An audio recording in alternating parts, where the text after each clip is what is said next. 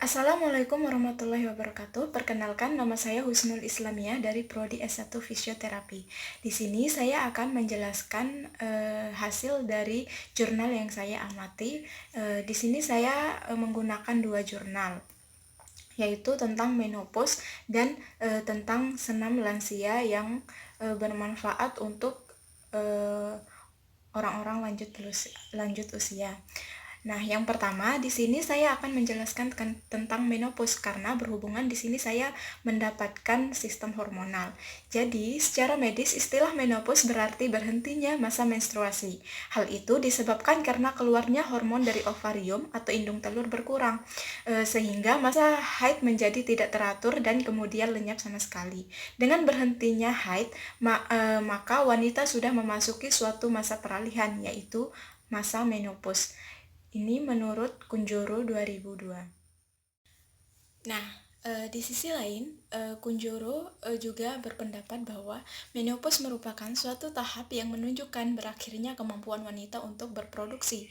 Secara normal, wanita akan mengalami menopause antara usia 50-70 tahun. Pada saat menopause, wanita akan mengalami perubahan di dalam organ tubuhnya yang disebabkan oleh bertambahnya usia. Seiring bertambahnya usia, maka gerak-gerik, tingkah laku, cara berpakaian, dan bentuk tubuh mengalami perubahan. Jadi kesimpulannya, secara singkat dapat dikatakan bahwa menopause merupakan suatu proses peralihan dari masa produktif menuju perubahan secara perlahan ke masa non-produktif yang disebabkan oleh berkurangnya hormon estrogen dan progesteron seiring bertambahnya usia. Biasanya diikuti oleh perubahan aspek fisik maupun psikologis. Sebelum terjadinya menopause, maka ada tahap di mana yaitu premenopause, di mana premenopause ini biasanya terjadi di antara pertengahan usia 40 tahun. Pada saat premenopause ini, maka hormon yang dihasilkan sudah mulai tidak seimbang. Menurut Rambulangi pada 2006. Pada saat menopause juga akan besar kemungkinan wanita yang sudah mengalami masa menopause akan mengalami kegemukan karena hormon estrogen berperan penting dalam peningkatan berat badan wanita pasca menopause. Karena kadar hormon estrogen pada wanita lansia telah menurun. Kondisi inilah yang menyebabkan nafsu makan meningkat, tetapi kehilangan hasrat untuk melakukan aktivitas fisik. Akibatnya massa otot semakin berkurang. Selain itu, berkurangnya hormon estrogen juga dapat menurunkan tingkat metabolisme serta mengurangi kemampuan tubuh untuk menggunakan pati dan gula sebagai bahan bakar tubuh, sehingga menyebabkan tubuh memiliki cadangan lemak yang berlebih dan berat badan cenderung meningkat. Nah, oleh karena itu, olahraga sangat penting dilakukan oleh wanita yang telah menopause agar berat badan tidak naik drastis. Dengan olahraga yang rutin, berat badan dapat dikontrol karena memiliki berat badan berlebih atau obesitas dapat meningkatkan berbagai macam resiko penyakit seperti penyakit jantung, diabetes, hipertensi, dan lain sebagainya. Lalu apa sih manfaat olahraga pada saat masa menopause? Yang pertama, menurunkan resiko pengeroposan tulang atau osteoporosis. Lalu yang kedua, menurunkan resiko penyakit kardiovaskular. Dan yang ketiga, meningkatkan resistensi insulin. Dan yang keempat, menjaga persendian dan otot agar lebih kuat dan terhindar dari cedera atau mengurangi risiko cedera. Lalu yang terakhir atau yang kelima yaitu meredakan depresi dan gangguan kecemasan. Karena kita ketahui dengan berolahraga secara rutin maka bisa meningkatkan mood kita. Oke, kita lanjut ke pembahasan yang kedua, di mana tadi saya sudah menjelaskan bahwa di sini saya akan menjelaskan tentang menopause dan latihan yang diberikan pada lansia. Di mana di sini saya mengambil senam lansia. Saya akan menjelaskan terlebih dahulu senam itu sendiri. Senam merupakan serangkaian gerak nada yang teratur dan terarah serta terencana yang dilakukan oleh per kelompok ataupun per individu dengan maksud meningkatkan kemampuan fungsional raga.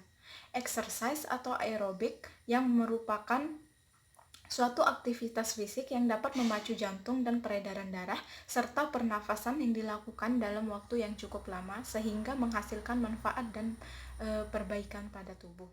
Senam lansia adalah olahraga ringan dan mudah dilakukan. Aktivitas olahraga ini akan membantu tubuh agar tetap bugar dan tetap segar, karena melatih tulang tetap kuat, mendorong jantung bekerja secara optimal, dan membantu menghilangkan radikal bebas yang terdapat di dalam tubuh, di mana senam kebugaran bertujuan untuk meningkatkan kemampuan fungsional raga, menurut Widianti 2010. Lalu apa sih manfaat dari senam lansia itu sendiri? Semua senam dan aktivitas dengan olahraga ringan sangat bermanfaat untuk menghambat proses degeneratif. Senam ini sangat dianjurkan untuk mereka yang memasuki usia pralansia, yaitu 45 tahun, di mana kita ketahui premenopause tadi terjadi pada sekitaran usia 40 tahun dan memasuki lansia 65 tahun ke atas, di mana telah saya jelaskan tadi terlebih dahulu bahwa menopause masuk ke pada usia 50 sampai 70 tahun. Nah, dengan mengikuti senam lansia memiliki efek minimal, yaitu lansia merasa bahagia, bergembira, bisa tidur lebih nyenyak, dan pikiran tetap segar. Selain itu, senam lansia memiliki dampak positif terhadap peningkatan fungsi organ tubuh, yaitu meningkatkan imunitas setelah melakukan latihan teratur, menurut Widianti 2010. Lalu di sini saya akan menyebutkan manfaat-manfaat senam lansia menurut Maryam 2012. Di mana yang pertama, mempertahankan atau meningkatkan taraf kesegaran jasmani. Yang kedua, membentuk sikap dan gerak. Yang ketiga, membentuk kondisi fisik atau kekuatan otot, kelenturan, keseimbangan, ketahanan, keluasan, dan kecepatan. Lalu yang keempat, memperlambat proses degenerasi karena perubahan usia. Dan yang kelima, memperlambat dan mencegah kehilangan fungsional seperti penurunan massa kekuatan otot dan peningkatan lemak tubuh dan lain sebagainya.